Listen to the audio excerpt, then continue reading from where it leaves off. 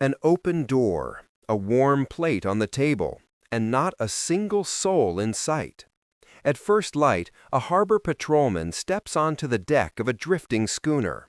Below, a cabin lamp flickers. A kettle whispers steam.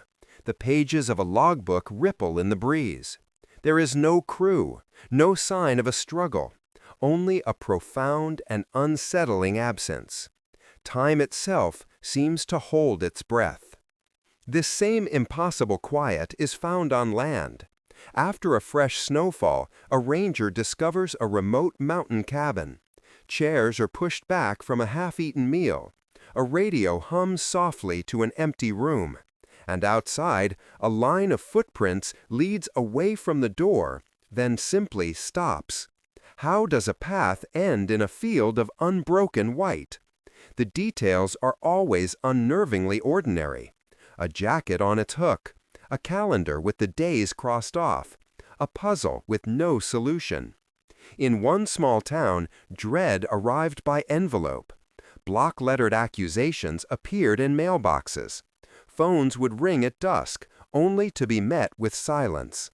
Witnesses recalled a dark car idling, a figure inside, just watching. Soon, every trip to the store carried a shiver of fear. Sometimes the scene is contained.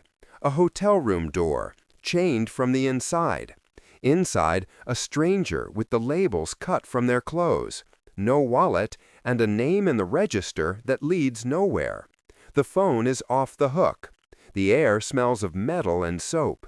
We are left to catalog what is there and what is not.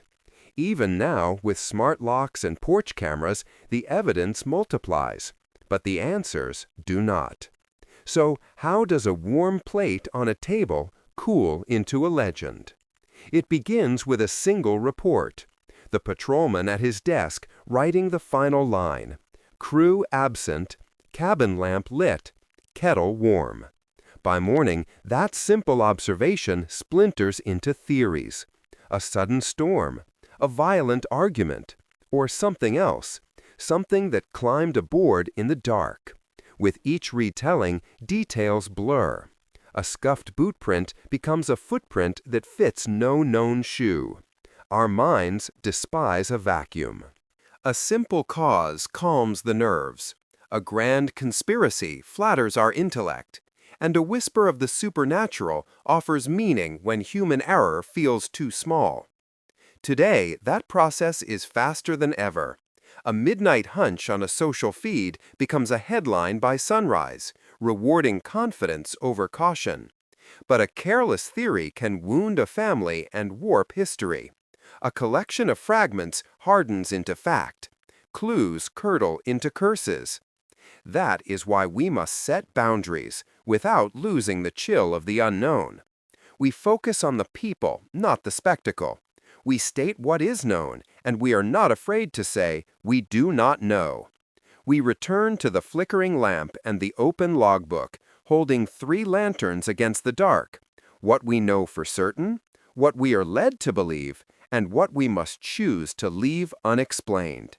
These questions keep the mystery honest and the fear human.